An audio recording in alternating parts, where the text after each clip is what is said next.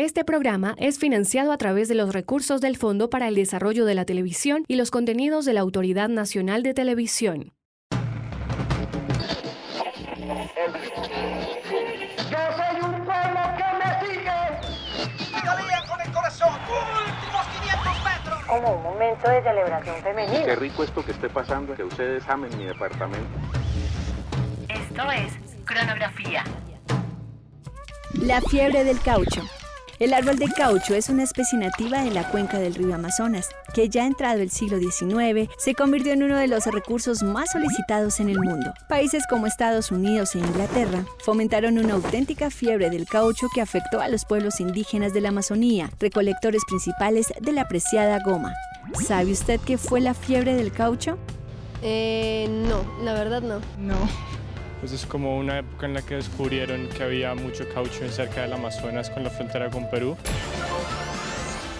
Los avances tecnológicos que impulsaba la revolución industrial hicieron que la demanda por el caucho aumentara durante todo el siglo XIX. La explotación de caucho afectó toda la cuenca del Amazonas. La llamada fiebre del caucho llegó a Colombia en 1880 y se tomó las laderas de los ríos Caquetá y Putumayo. Allí encontraron la variedad cauchera de Hevea guyanense, que aunque no era la mejor, estaba localizada en una zona con una abundante fuerza de trabajo indígena. Un campesino se podía gastar todo el día en la selva sacándole látex a esos árboles, iban y por eso no les daban nada, pero fuera de eso, que les adelantaban prestándoles panela, un cuchillo, un marretón, todo eso. Y después cuando ellos recogían el material al día siguiente les descontaban lo que les habían prestado. El campesino vivía endeudado y nunca pudo levantar cabeza. Para la recolección del preciado látex en el Amazonas, se implantó un régimen de trabajo basado en el endeude. El negocio, planteado siempre en función de generar un endeude, fue mucho más allá de una transacción casi bancaria entre trabajadores relativamente libres y jefes. En cambio, se convirtió en un negocio forjado a fuerza de mano de obra esclavizada y sujeta a las casas comerciales, quienes en muchos casos eran dueñas de las plantaciones de caucho, de las barracas donde se recibía el látex y se intercambiaba por mercancías, y de las casas compradoras que negociaban con firmas internacionales. Había una familia arana peruana que se dieron cuenta, aquí está la plata, y vinieron y se asentaron allá en las selvas de nosotros al sur del continente. Se volvieron unos explotadores impresionantes.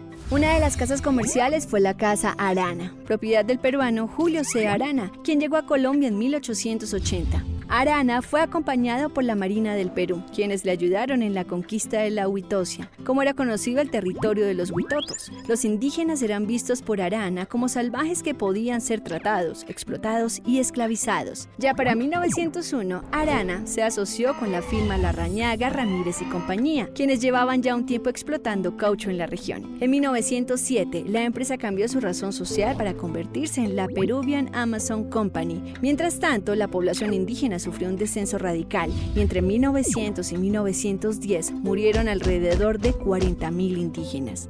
Uno de los episodios más recordados de las caucheras fue la quema a una maloca huitoto a finales del siglo XIX a manos del colombiano Benjamín Larrañaga, uno de los grandes socios de Arana. Allí se exterminó el clan Reynisay de los huitoto. Eso producía más que el café o que el petróleo de hoy en día. Era renglón de exportación. Hubo una firma norteamericana que acabó con todo ese negocio que se llamaba B.F. Goodrich. Y ellos inventaron la vulcanización y se acabó, y ahora son las llantas de ahora que ya no se necesitan los árboles, ahora se producen los laboratorios. El negocio del caucho amazónico comenzó a decaer debido al aumento de plantaciones en lugares como Malasia o Java. Para 1914, el porcentaje del caucho amazónico respecto a la producción total de caucho en el mundo era de apenas el 27%, porcentaje que fue disminuyendo exponencialmente. La vorágine de José Eustacio Rivera y Canaima de Rómulo Gallegos relataron los ultrajes de los que fueron objeto indígenas de estas tierras. Mucha gente en este país no se interesa suficiente, no nos interesamos suficiente por la historia del país, y es algo que uno necesita, porque si uno no sabe de dónde viene, no sabe qué hacer con lo que tiene. Este programa fue financiado a través de los recursos del Fondo para el Desarrollo de la Televisión y los contenidos de la Autoridad Nacional de Televisión.